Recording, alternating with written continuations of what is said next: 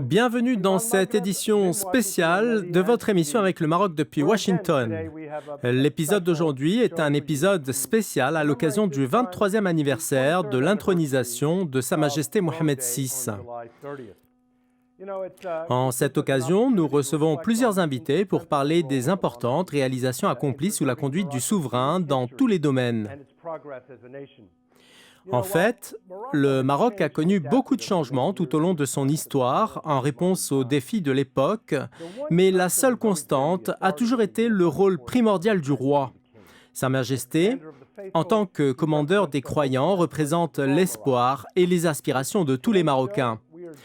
Dans l'épisode d'aujourd'hui, nous avons le plaisir d'accueillir un groupe distingué d'Américains qui ont été témoins des réalisations accomplies depuis le début du règne de Sa Majesté le roi Mohammed VI dans les domaines économiques, diplomatiques et sécuritaires. En commémoration de la célébration de la fête du trône, nous discuterons avec ce groupe d'experts américains des réalisations accomplies au Maroc sous le règne de Sa Majesté le roi Mohammed VI. Nos invités par ordre d'apparition dans cet épisode sont David Pollock, professeur au Washington Institute. Il est ancien conseiller principal chargé du Proche-Orient au département d'État. Nous accueillons également Yael Lampert, sous-secrétaire du département d'État des Affaires du Proche-Orient. Elle a été secrétaire d'État adjointe par intérim d'août de l'année dernière à mai de cette année.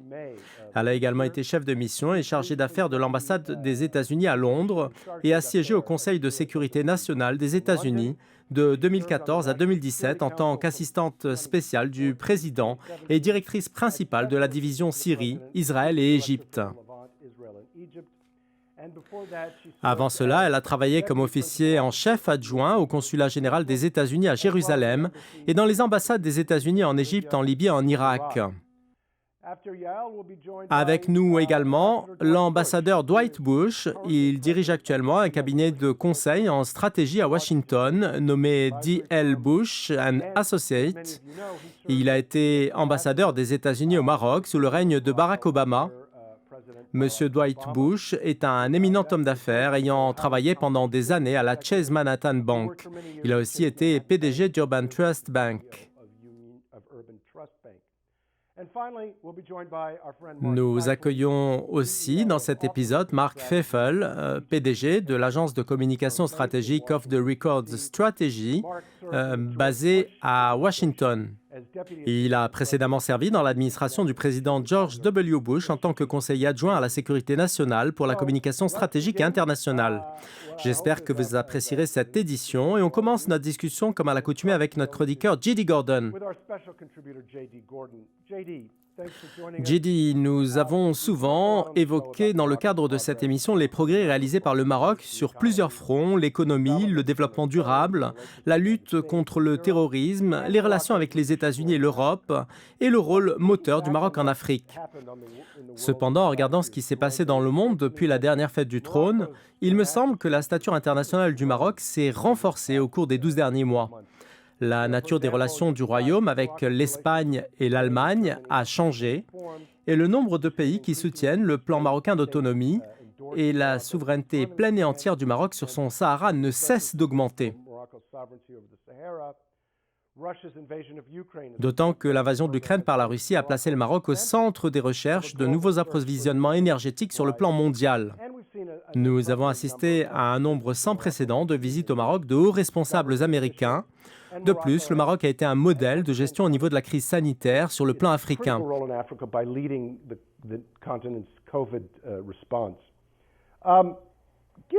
Alors, quelle est votre appréciation de la place du Maroc aujourd'hui par rapport à l'année dernière? Adam, vous avez soulevé des points importants avec lesquels je suis tout à fait d'accord. Le Maroc est parti d'une base solide. C'est le pays le plus stable et le plus sûr de la région et ceci remonte à longtemps. Je pense que le Royaume a amélioré sa position sur le plan international par rapport à l'année dernière. Premièrement parce qu'il a fait preuve d'une grande capacité à bien gérer la crise sanitaire.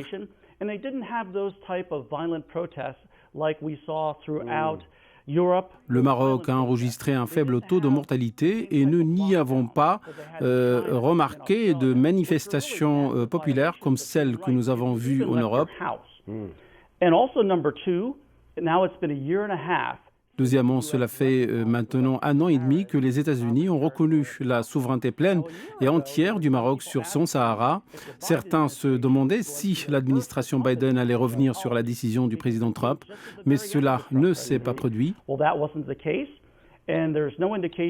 D'ailleurs, nous voyons un nombre croissant de pays ouvrir leurs consulats généraux à Laayoune et Dakhla, ce qui est très important pour le développement économique du Maroc. Je pense que l'un des points les plus importants que vous avez évoqués est la question de la sécurité alimentaire et énergétique, qui est responsable de la crise que nous vivons aujourd'hui. Certains pays utilisent l'arme alimentaire comme un moyen de pression, à l'instar de la Russie, qui refuse d'exporter ses engrais en réponse aux sanctions qui la visent. L'invasion de l'Ukraine par la Russie a également affecté les exportations de blé et de maïs sur les marchés. Ainsi, le monde se tourne vers le Maroc, qui dispose des plus grandes réserves de phosphate au monde. Nous aurons à l'avenir besoin du Maroc pour assurer la sécurité alimentaire mondiale et faire face à la crise actuelle. Merci Jidi. Je pense que ce que vous avez dit est une excellente base pour lancer notre discussion. David, avant de passer aux affaires internes du Maroc, commençons par les questions régionales les plus importantes. Dans le discours du 46e anniversaire de la Marche verte, le roi Mohamed VI a précisé aux partenaires internationaux du Maroc que celui-ci n'engagera aucune démarche économique ou commerciale qui exclurait le Sahara marocain. Peu de temps après, le Premier ministre espagnol Pedro Sánchez a envoyé un message aux souverains dans lequel il déclarait que le plan marocain d'autonomie représentait la base la plus sérieuse, réaliste et crédible pour résoudre le différend du Sahara marocain. L'Allemagne a également exprimé son ferme soutien au plan d'autonomie. Quel est le sens de ces évolutions? On a constaté que le Maroc a durci le ton face aux Européens. En quoi cela change-t-il la dynamique sur la question du Sahara? Je pense que vous avez raison. D'abord, je n'utiliserai pas l'expression « durcir le ton », je dirais plutôt « rappeler la réalité ». Je pense que le Royaume du Maroc a montré sa volonté d'interagir d'une manière que les partis adverses, notamment l'Algérie, n'ont pas fait. The overall international position in addition to what we just heard about the American position. Cela a conduit à une évolution de la position de plusieurs pays en faveur du Maroc et plus bien sûr de la reconnaissance américaine de la pleine et entière souveraineté du Maroc sur son Sahara.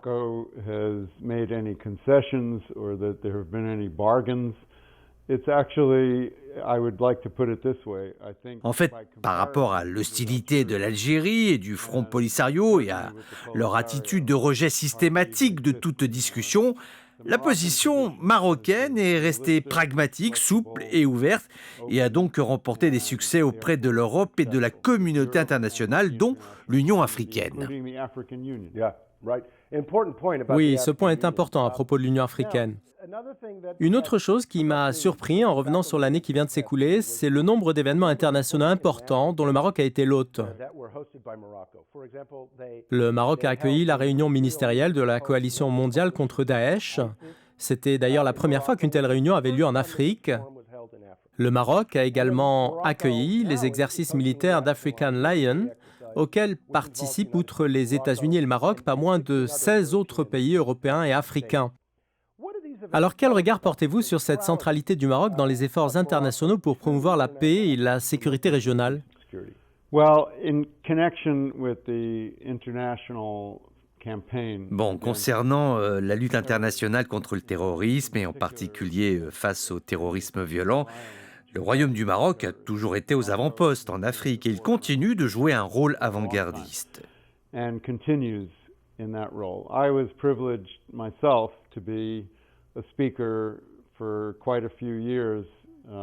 J'ai eu l'honneur, personnellement, pendant de nombreuses années, en participant au Forum américain sur la sécurité qui se tenait au Maroc et qui se concentrait spécifiquement sur cette question, de voir par moi-même quelle était la contribution marocaine à l'Afrique et au partenariat avec les Européens, les Américains et d'autres acteurs internationaux. And I think what's happened since then is that the focus of the fight against ISIS, the Islamic so-called Islamic State, and other extremist violent groups like it, has actually Je pense que l'attention s'est de plus en plus focalisée sur Daesh, qui a déplacé ses activités en Afrique parce qu'il était partiellement vaincu en Irak, en Syrie et ailleurs au Proche-Orient. Malheureusement, le Nigeria et le Sahel restent un terrain fertile pour Daesh. C'est pourquoi le rôle du Maroc en Afrique est aujourd'hui de plus en plus important. Tous ces pays ne se seraient pas tournés vers le Maroc s'ils n'étaient pas stables et sûrs. À cet égard, nous devons parler de certains programmes de politique interne qui ont contribué à la cohésion sociale et à la croissance économique du Maroc. Par exemple, le roi a pris un certain nombre de mesures pour promouvoir l'égalité des chances entre les hommes et les femmes, telles que la réforme du Code marocain de la famille et la nomination de femmes à des postes de responsabilité dans tout le pays. Sur le volet socio-économique, le souverain a initié un nouveau modèle de développement qui vise à promouvoir le développement durable et autonomiser les franges les plus vulnérables de la société marocaine. Alors tout d'abord, quel est le lien entre la stabilité intérieure d'un pays et son influence sur la scène internationale? Aussi, quel est l'impact de ce type de réforme sur les relations entre le Maroc et les États-Unis?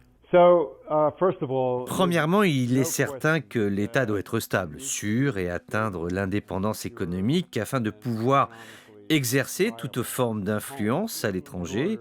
Et je pense que vous avez raison sur ce point. C'est-à-dire que le Royaume du Maroc est un exemple en la matière. Il conjugue en même temps tous ces facteurs. Deuxièmement, en ce qui concerne les réformes. Au cours de ces 5 dernières années au département d'État américain, j'ai eu l'honneur de travailler au Bureau des affaires internationales des femmes et j'ai été très impressionné par le nombre de réformes introduites par le Royaume du Maroc entre 2002 et 2007 sous les auspices du roi Mohamed VI concernant l'autonomisation de la femme marocaine. Cela s'est poursuivi et a pesé positivement dans les relations du Royaume du Maroc avec les États-Unis. Le dernier point que je voudrais mentionner est celui de la participation du Maroc aux accords d'Abraham, qui constitue un exemple en matière de normalisation. Et je suis convaincu que Rabat peut devenir ce pont indispensable avec une médiation entre Israël et les Palestiniens. Les deux parties respectent le Maroc et le rôle de Sa Majesté le Roi. En tant que président du comité Al-Quds pour les États-Unis, cette participation active et avant-gardiste aux efforts de consolidation de la paix dans la région compte énormément et participe à cette proximité dans nos relations bilatérales. Merci David, je tiens à préciser que j'adhère totalement à cette analyse. Nous allons maintenant faire une courte pause et directement après nous nous pencherons sur les relations Maroc-États-Unis avec l'une des plus importantes responsables au sein du département d'État. Restez avec nous.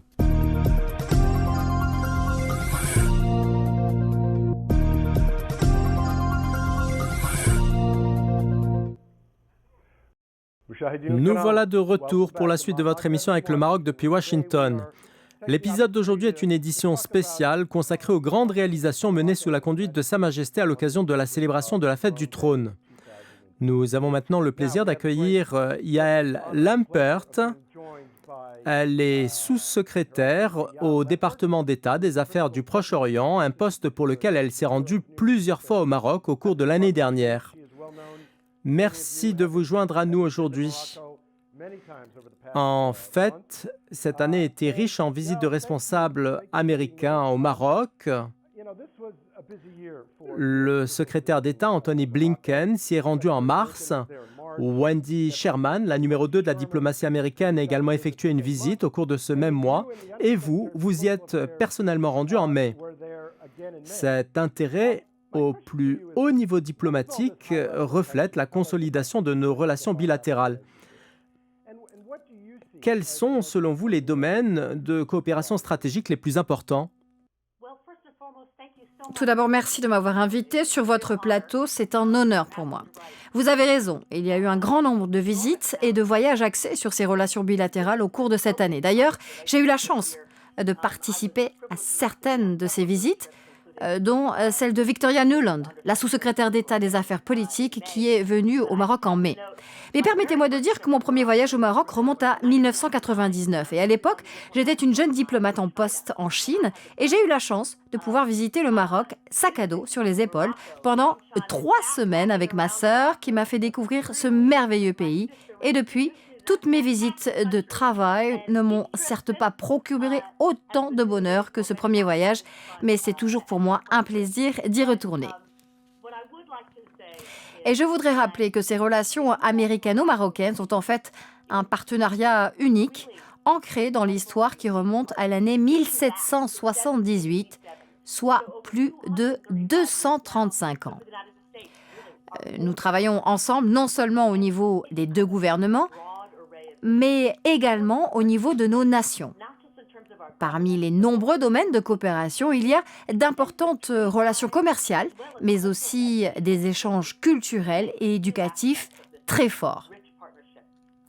En fait, nous apprécions à Washington la coopération et l'implication du Maroc dans la région et sur l'ensemble du continent africain pour promouvoir la sécurité et la stabilité. Et nous collaborons également pour lutter contre les changements climatiques et la Covid-19. Permettez-moi de vous donner quelques détails sur ces domaines de coopération. Nous avons un accord de libre-échange qui en est à sa 16e année. Et le Maroc est le seul pays d'Afrique à avoir un accord de libre-échange avec les États-Unis. Nos pays en ont grandement profité avec la création de milliers d'emplois et nos échanges commerciaux ont quintuplé pour atteindre plus de 5 milliards de dollars par an, ce qui est une belle progression. Dans le domaine du changement climatique, il convient de féliciter le Royaume du Maroc pour son action d'avant-garde. Le Maroc est un leader dans le domaine des énergies renouvelables et des initiatives climatiques, tout comme les États-Unis. Il entend réduire drastiquement les émissions de gaz à effet de serre et vise la neutralité carbone en 2050. Le Maroc a pour ambition d'accélérer ses efforts de production d'énergie renouvelable afin d'atteindre 60% d'électricité renouvelable d'ici 2030. En fait, il respecte scrupuleusement l'agenda de mise en œuvre des ODD, les fameux objectifs de développement durable pour protéger la planète. Concernant la Covid-19, nous travaillons également ensemble. Les États-Unis ont investi près de 20 millions de dollars dans la lutte du Maroc contre la Covid-19.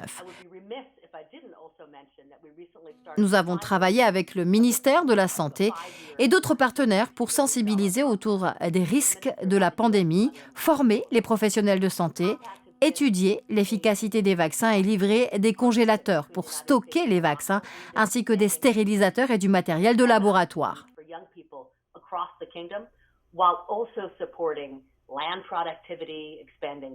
Je dois également souligner que nous avons entamé la dernière année un accord de 5 ans doté d'une enveloppe financière de 560 millions de dollars et encadré par l'American Millennium Challenge Corporation.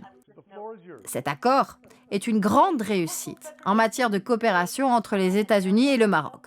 Son objectif est de développer l'éducation et de créer des opportunités d'emploi pour les jeunes à travers le royaume. Il concerne également la réforme foncière des terres collectives dans les zones rurales. Nous pourrons en faire d'ailleurs un bilan détaillé dès l'année prochaine. Je suis désolée, j'ai encore beaucoup à dire concernant le domaine de la préservation du patrimoine culturel. Nous avons fait un excellent travail ensemble. Les États-Unis ont fourni environ 1 million de dollars pour encourager la préservation des sites archéologiques au Maroc. Ces activités concernent la restauration des casbahs et des sites du patrimoine culturel.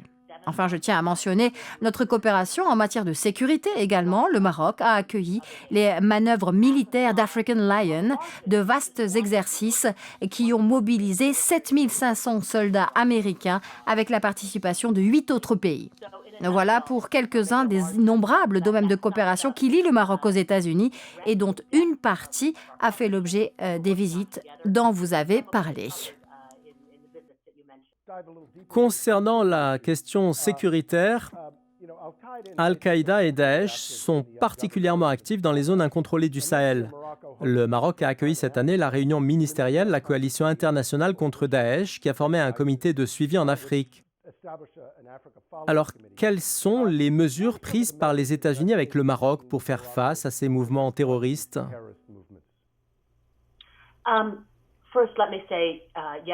Tout d'abord, permettez-moi de rappeler que j'ai eu l'honneur et le privilège de venir à Marrakech en mai, alors que les États-Unis et le Maroc organisaient la réunion ministérielle de la coalition mondiale contre Daesh, avec la participation de délégations de 85 pays. Et à ce propos, j'adresse mes remerciements particuliers à Monsieur le ministre Nasser Bourita pour l'excellent travail et les efforts que lui et son équipe ont déployés lors de la tenue de cette réunion qui se tenait pour la première fois en Afrique. Cela souligne notre objectif commun de lutter contre l'extrémisme violent et d'empêcher des organisations comme Daesh de promouvoir une idéologie haineuse. Le Maroc co-préside également le groupe de réflexion sur l'Afrique, créé, lui, pour lutter contre Daesh. Ce groupe de travail s'est engagé à soutenir la stabilité dans les pays du Sahel et à renforcer leurs efforts pour consolider la justice et la sécurité globale. En outre, à travers la coprésidence du Forum global de lutte contre le terrorisme, le Royaume apporte un soutien à de nombreux partenaires africains pour renforcer leurs capacités de sécurité nationale. Le Maroc a fait preuve de grande capacité de leadership et d'action. Pour vaincre Daesh en Afrique et ailleurs, nous lui sommes reconnaissants pour tous ces efforts qui ont donné des résultats non négligeables sur le terrain.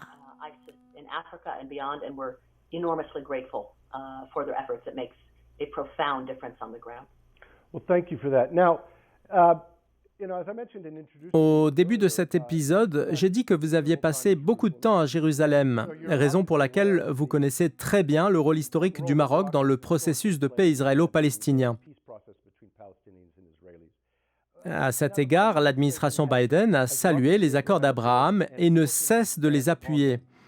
Alors, quel regard portez-vous sur la contribution du Maroc à la résolution du conflit israélo-palestinien, notamment à la lumière du sommet du Negev et des activités qui ont suivi? Tout d'abord, je voudrais saluer la décision du Maroc en décembre 2020, à savoir la reprise des relations diplomatiques entre le Maroc et Israël. Ce fut un moment historique qui a permis un plus grand engagement avec le ministre Bourita qui s'est joint en mars avec ses collègues de Bahreïn, d'Égypte, des Émirats, d'Israël et des États-Unis au sommet du Negev, où nous avons discuté de nombreuses questions. D'ailleurs, la normalisation des relations avec Israël améliorera la vie des citoyens de cette région, y compris celle des Palestiniens, car le renforcement de ces relations créera de nouvelles opportunités de paix et de prospérité. Le Maroc tisse des relations exemplaires avec les Palestiniens. Sa Majesté le Roi est le président du comité El-Quds relevant de l'Organisation de la coopération islamique.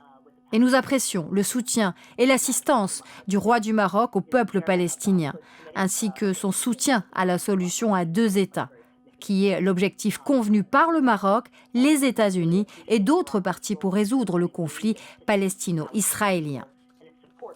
Lorsque le ministre Blinken a publié cette année le rapport sur la liberté de la religion dans le monde, il a souligné les progrès du Maroc dans le domaine de la liberté religieuse et a fait référence à l'initiative lancée par Rabat pour restaurer les sites archéologiques juifs, y compris l'histoire juive, dans les programmes scolaires de l'enseignement.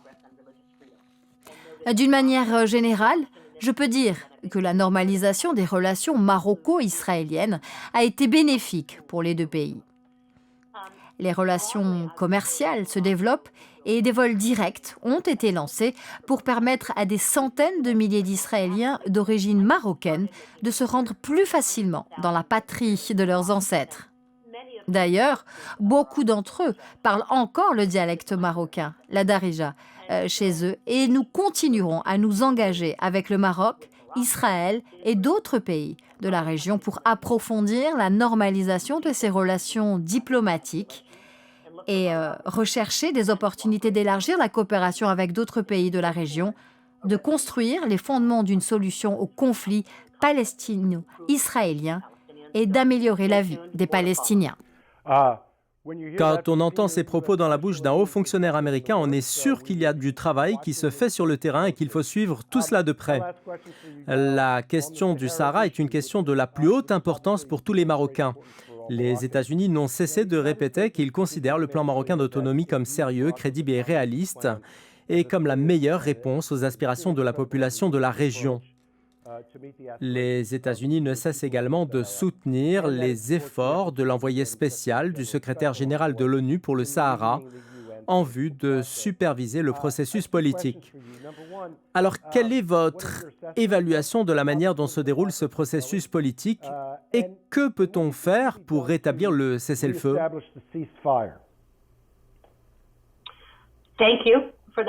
Merci pour cette question. Vous soulevez un sujet important et votre description de la position des États-Unis est parfaitement juste. Nous voyons le plan d'autonomie marocain comme sérieux, crédible et réaliste, et comme une approche qui répond aux aspirations de la population du Sahara. Les États-Unis soutiennent fermement les efforts de l'envoyé spécial du secrétaire général de l'ONU pour le Sahara, Staffan de Mistura, en vue d'une solution politique de l'ONU au Sahara.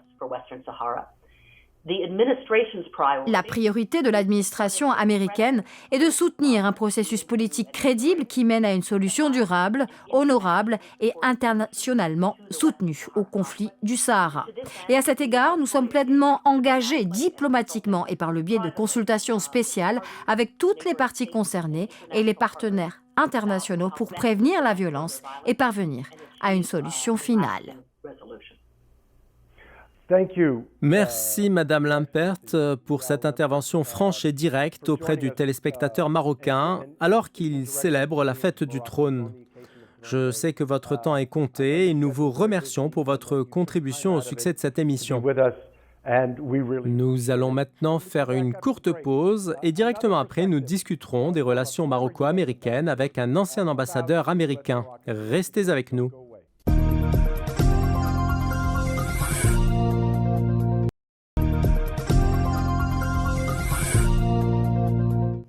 Nous voilà de retour pour la suite de votre émission avec le Maroc depuis Washington. L'épisode d'aujourd'hui est une édition spéciale consacrée aux grandes réalisations menées sous la conduite de Sa Majesté à l'occasion de la célébration de la fête du trône. Pour cette troisième partie, je suis ravi de retrouver un fidèle de cette émission, Mark Feifel, qui apportera son témoignage avant d'écouter celui de l'ambassadeur américain Dwight Bush. Marc, vous êtes expert en communication et ancien haut fonctionnaire du gouvernement. Votre parcours singulier m'incite à vous demander votre point de vue. Vous venez d'entendre Yael Limpert répondre à ma dernière question sur ce que font les États-Unis pour rétablir le cessez-le-feu. Alors que pouvez-vous ajouter? Ce que j'ai entendu était un discours clair et cohérent de la sous-secrétaire d'État adjointe. Elle aurait certainement voulu en dire plus, mais sa position lui interdit d'annoncer quelque chose à la place du secrétaire d'État. Il est souvent difficile pour un diplomate d'exprimer tout ce qu'il pense. Si un diplomate se prononce sur un sujet à la place du chef de la diplomatie, Anthony Blinken, il risque alors des ennuis. C'est la vérité. Et ce sur quoi M. Blinken tient à communiquer aujourd'hui concerne tout ce qui peut contribuer à rapprocher les États-Unis et le Maroc. On peut dire que c'est une bonne chose.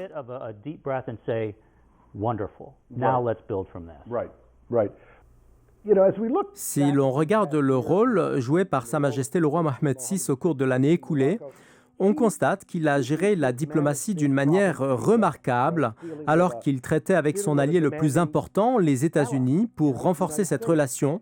Nous constatons que le roi a réussi à préserver l'indépendance de la prise de décision marocaine d'une manière proportionnée aux intérêts de son pays. Alors, pensez-vous que cette équation peut changer l'avenir ou que les États-Unis puissent exercer une forme de pression sur le Maroc concernant certaines questions internationales? Écoutez, le Maroc s'est trouvé à plusieurs reprises dans une situation difficile parce qu'il a une relation stratégique forte avec les États-Unis. Mais ce n'est pas une relation exclusive qui interdirait au Maroc d'avoir d'autres liens. Les États-Unis veulent des relations très étroites avec Sa Majesté et avec le Maroc, et c'est une bonne chose. Nous l'avons vu dans les accords d'Abraham qui ont cimenté la relation, probablement pour plusieurs générations, et ont aidé les Marocains, les Palestiniens et les Israéliens d'une manière qui deviendra fructueuse sur le long terme.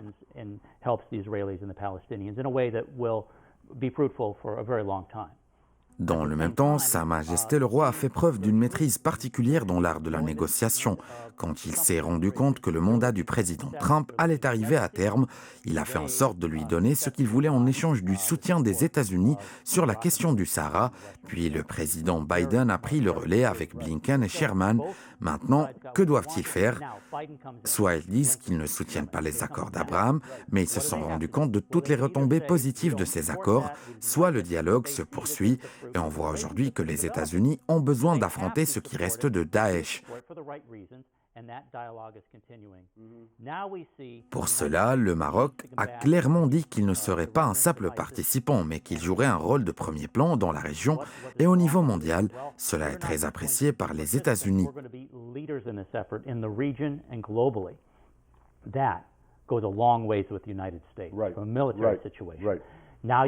En ce qui concerne l'invasion de l'Ukraine par la Russie, les États-Unis ont demandé au Maroc de soutenir sa position à l'ONU et de se joindre à elle pour imposer des sanctions contre la Russie.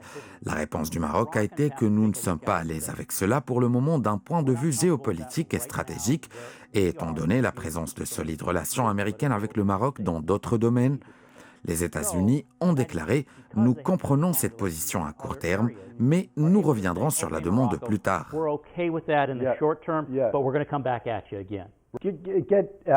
J'ai j'aimerais vous entendre sur ce point. Quelle position les États-Unis peuvent-ils adopter vis-à-vis du Maroc à l'avenir? Je pense que les États-Unis auront à cœur de protéger le plan marocain d'autonomie. Ils travailleront également pour assurer un voisinage sûr pour le Maroc et empêcher l'Algérie de créer des problèmes. Nous avons beaucoup parlé du rôle de la Russie en tant qu'allié traditionnel de l'Algérie.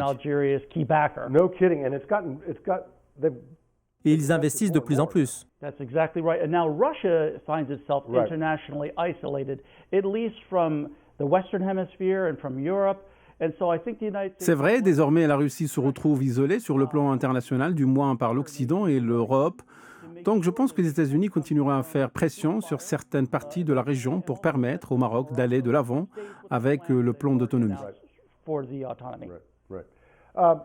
Marc, le roi Mohamed VI investit vraiment dans l'avenir. Le Maroc développe d'immenses ports à travers le pays. Il est un leader mondial de l'énergie solaire et des sources d'énergie renouvelables, comme disait Yael dans son intervention. Le Maroc a un plan ambitieux de construction de barrages et de projets de gestion de l'eau pour mieux gérer cette ressource naturelle de plus en plus rare. Alors, selon vous, quels sont les impacts de ces projets au niveau local et international? Et comment le Maroc prépare-t-il l'Afrique pour relever les défis mondiaux que sont le changement climatique, les chaînes d'approvisionnement et la sécurité énergétique? Yeah, the more work that His Excellency the King is doing on all these fronts, whether it's human rights, women's rights. Écoutez, plus le roi Mohamed VI poursuivra les efforts dans tous ces domaines, qu'il s'agisse des droits de l'homme, des droits des femmes, des questions environnementales et de l'investissement dans les nouvelles technologies énergétiques, plus le Maroc deviendra puissant au niveau international avec des leviers d'influence dans toutes les négociations futures. Sa Majesté le Roi dirige un pays prospère, répond aux aspirations de son peuple et a érigé en priorité un nouveau modèle de développement. Cela conduit à d'énormes progrès pour le Maroc sur la scène internationale et cela signifie également qu'Anthony Blinken visitera cette région et la verra comme un bon endroit à visiter. Et lorsqu'il entrera dans des réunions avec des responsables au Maroc, il trouvera que c'est constructif et lorsqu'il enverra une équipe du département d'État américain ou des conseils militaires ou autres, ces derniers se rendront compte que lorsqu'ils vont au Maroc, ils trouveront des expériences de partenariat, de progrès et de coopération qu'ils ne trouveront peut-être pas dans d'autres pays de la région ou en Afrique.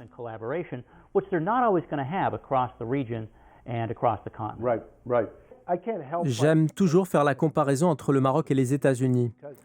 En octobre dernier, Sa Majesté le Roi a nommé Aziz Akhnouch chef de gouvernement et l'a chargé de former son cabinet.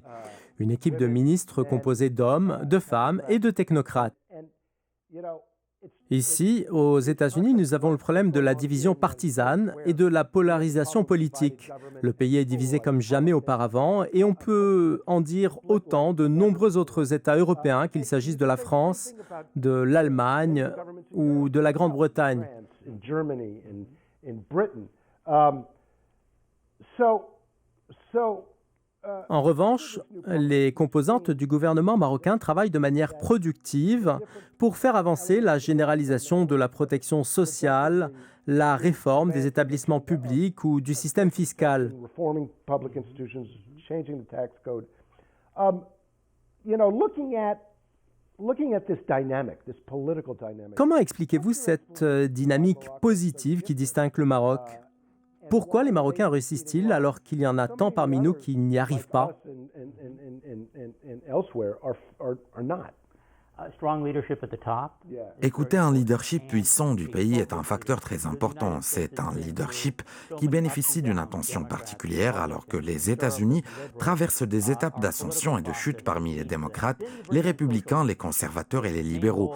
Telles sont les caractéristiques du processus politique aux États-Unis, alors que le Maroc a pu travailler avec son propre système, qui rassemble aussi des dirigeants technocratiques, pour faire face aux problèmes de la société, proposer des solutions logiques et même mettre ces solutions sur le devant de la scène mondiale en coopérant avec d'autres pays. Real problems that are across our societies and their societies, coming with logical solutions and implementing them.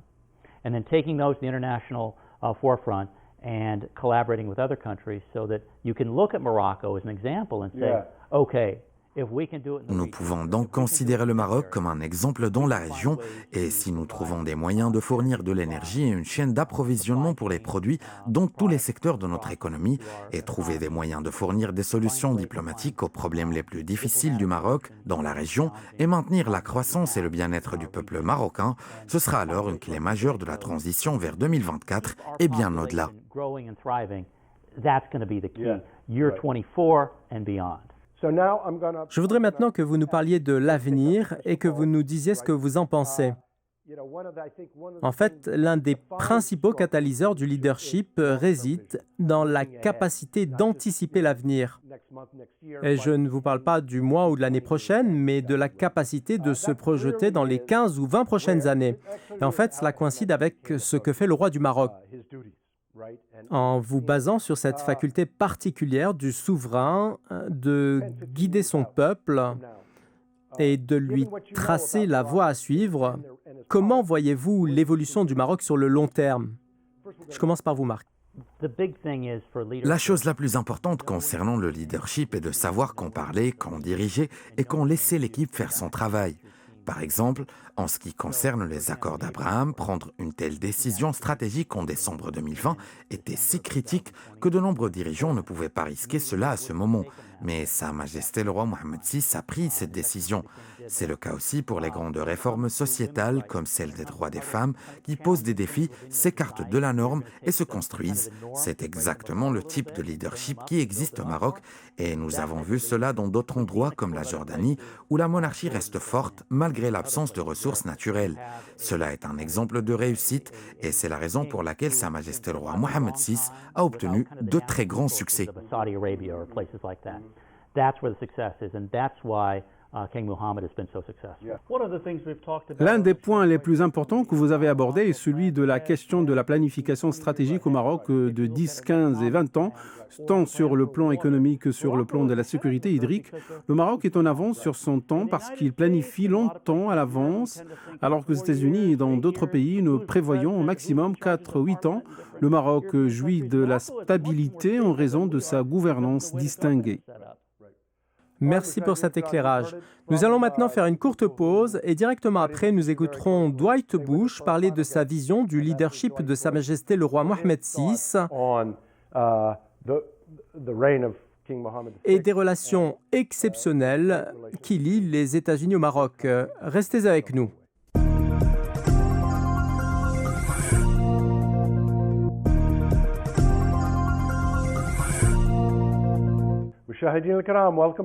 Nous voilà de retour pour la suite de votre émission avec le Maroc depuis Washington. L'épisode d'aujourd'hui est une édition spéciale consacrée aux grandes réalisations menées sous la conduite de Sa Majesté à l'occasion de la célébration de la fête du trône. Nous sommes maintenant rejoints par l'ambassadeur Dwight Bush qui était en poste au Maroc sous le règne de Barack Obama et qui entretient toujours de bonnes relations avec le royaume. Merci, Excellence, d'être parmi nous aujourd'hui. Ambassador Bush, thank you for joining us. We're really delighted to have you. D'abord, quel est votre message à l'adresse du Maroc, de son gouvernement et de son peuple alors qu'il célèbre le 23e anniversaire de l'intronisation du roi Mohamed VI? Merci, ambassadeur Hurley. C'est un grand honneur d'être avec vous aujourd'hui.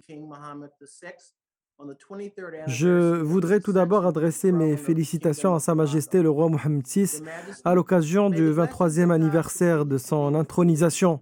Majesté, que Dieu dirige vos pas alors que vous planifiez l'avenir de votre peuple comme vous le faites avec sagesse, patience, vision et valeur pour améliorer le niveau de vie de votre peuple. Au peuple marocain, je dis, je vous invite à plus de prières, de dévouement et de soutien pour les visions de votre roi alors qu'il travaille inlassablement pour vous. Vous avez été ambassadeur des États-Unis à Rabat et vous connaissez bien le pays.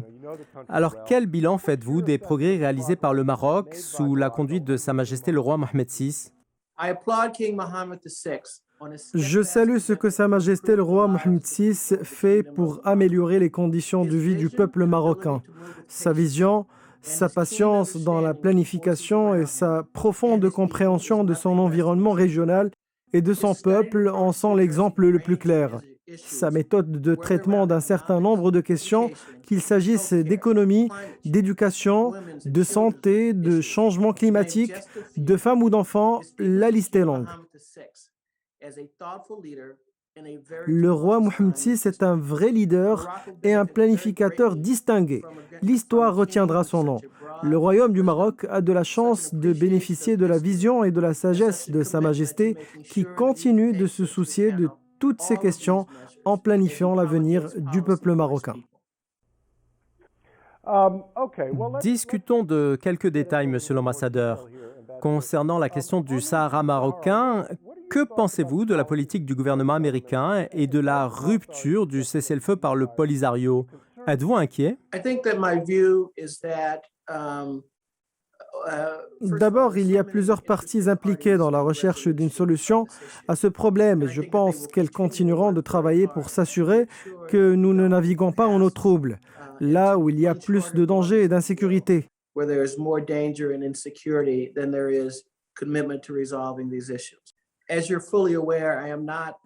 Comme vous le savez, je ne suis pas impliqué dans cette administration américaine, ni dans sa politique, mais je suis rassuré lorsque je dis que toutes les déclarations concernant le statut du Sahara confirment la souveraineté pleine et entière du Maroc à travers le plan d'autonomie et considèrent ce plan comme sérieux, réaliste, crédible et digne du soutien des partisans de la paix, où qu'ils soient. J'espère que toutes les parties concernées reviendront à la table des négociations avec le désir et l'intention de résoudre ce différend. C'était une réponse diplomatique, monsieur l'ambassadeur. Maintenant, pouvez-vous nous parler du rôle de Sa Majesté le Roi en faveur de la prospérité de l'Afrique et de la coopération gagnant-gagnant, qui est la marque de fabrique de la diplomatie du royaume?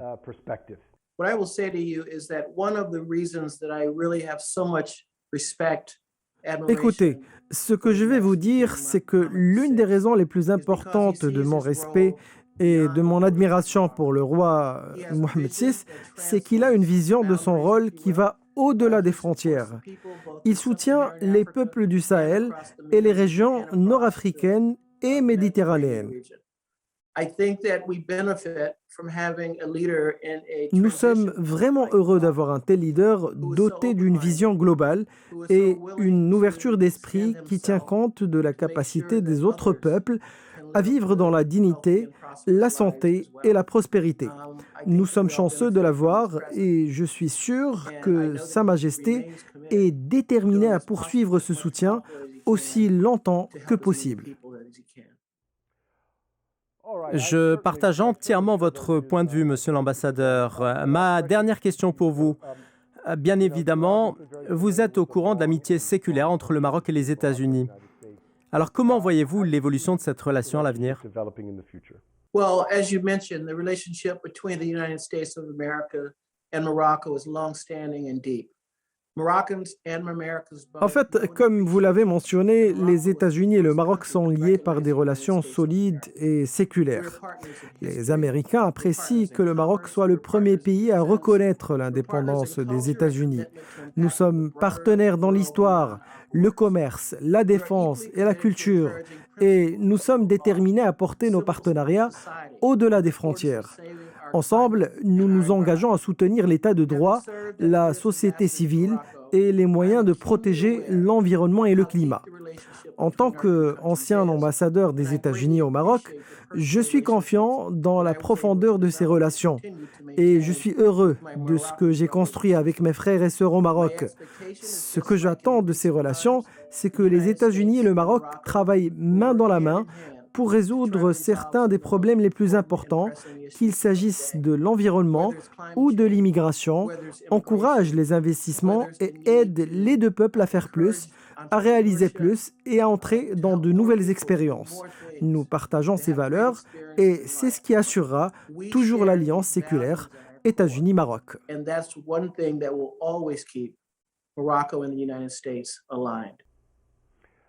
Merci, ambassadeur Bush, d'être parmi nous aujourd'hui. Nous vous rendons grâce pour vos paroles aimables et sincères à l'égard de Sa Majesté Mohammed VI et du peuple marocain. You do us all a great honor. Thank you. Now, in the short time that we have left, let me just ask JD. JD, We've got 4 minutes left. j'ai été marqué par la façon dont Sa Majesté Mohammed VI se soucie de son peuple. Mais il est également très actif en dehors des frontières marocaines, en Afrique du Nord et dans la région méditerranéenne. Very active outside of Morocco's borders, whether it be Africa, whether it be North Africa, or whether it be the Mediterranean. Talk to us a little bit about this from a strategic point of view, in the sense of Parlez-nous de cette vision stratégique du Maroc sous l'angle de ce qui se passe dans son voisinage. Comment les réformes à l'intérieur du pays sont-elles liées aux activités extérieures du Maroc? And international activism linked? I think Morocco has been known for stability for quite some time, and the king is one of the greatest proponents of that, to keep that up, and we should applaud him for his vision and what he's doing for not just Morocco and the partnership with the United States, but also, as we've talked about in the program. Je pense que le Maroc est connu depuis longtemps pour sa stabilité. La monarchie est le plus grand garant de cette stabilité et il faut saluer la vision et la stratégie du roi Mohammed VI, non seulement pour le Maroc et son partenariat avec les États-Unis, mais comme nous l'avons indiqué au début de l'émission, le Maroc est le leader de l'Afrique et le grand portail sur le continent pour y investir. Je pense que le roi fait un excellent travail pour maintenir l'équilibre au Maroc. La transition gouvernementale au Maroc d'un parti islamiste à un parti libéral s'est faite sans heurts, grâce à la conduite de Sa Majesté, alors que dans d'autres pays, cela aurait probablement causé des remous. Mais grâce à la stabilité du Maroc et à la culture de tolérance, cela s'est fait tranquillement. Ce que réalise le Maroc doit être vraiment célébré.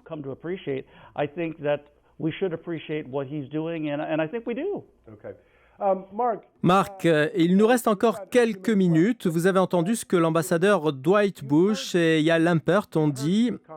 Et ce qui a retenu mon attention, c'est à quel point il est important pour les États-Unis d'avoir un partenaire qui s'aligne sur sa vision et qui prend des mesures pour travailler en coordination et faire avancer les priorités communes et surtout qui respecte ses engagements.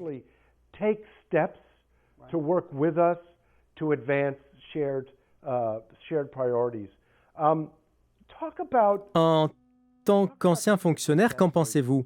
Quelle différence y a-t-il avec la cacophonie qui règne parfois au sein de nos institutions? Parlant de la stabilité au Maroc, il faut prendre en compte que si un membre du Congrès, un ministre américain ou le président des États-Unis ont un entretien avec Sa Majesté le roi Mohammed VI, ils vont réaliser que ce dernier soutient une position spécifique et s'en tiendra à elle, et à ce qu'il a déclaré. Ceci est une chose rare sur la scène mondiale, malheureusement. Cela est en partie dû à la transition d'un gouvernement à un autre, et nous avons vu une certaine instabilité dans des endroits comme Israël, qui a eu plusieurs élections ces dernières années, et aux États-Unis, où le débat sur le vainqueur de l'élection présidentielle fait toujours rage au Capitole. Cette scène est complètement différente de ce qui se passe au Maroc, là où ce dernier a atteint un niveau de stabilité qui offre la possibilité de conclure un partenariat et pour cette raison, les États-Unis ont conclu un accord de libre-échange avec le Maroc, unique en son genre sur le continent africain. C'est un accord qui perdure jusqu'au jour d'aujourd'hui en raison de cette relation avec Sa Majesté le Roi. Nous arrivons déjà au terme de cette discussion. Nous avons eu l'occasion d'écouter de nombreuses personnes qui connaissent bien le Maroc et ont une parfaite perception de l'ampleur des avancées qu'a connues le pays et de l'évolution de nos relations bilatérales avec le Royaume sous la conduite de Sa Majesté le Roi Mohammed VI. Si je puis me permettre d'ajouter une idée, je dirais en quelques mots, il y a des raisons d'être optimiste et il y a également des raisons d'espérer le meilleur. Vous avez au Maroc des dirigeants qui connaissent les défis et les problèmes et qui ont la capacité, la détermination et l'inspiration nécessaires pour traiter ces problèmes directement et de manière ouverte, honnête et sérieuse. À mon avis, c'est ce qui distingue le roi Mohammed VI, le gouvernement et le peuple marocain. And that, to me, is what sets King Mohammed VI and the government and people of Morocco apart from so many others. Is that, you know, they don't. Personne ne prétend que tout est parfait, mais s'il y a des choses qui méritent attention, on s'en occupe sans faux semblant, comme le fait si bien le roi Mohammed VI. And that starts with His Majesty the King. La solidité des liens qui unissent le Maroc aux États-Unis est basée sur une relation de confiance et une amitié séculaire. C'est aussi, à mon avis, l'héritage le plus important des relations maroco-américaines.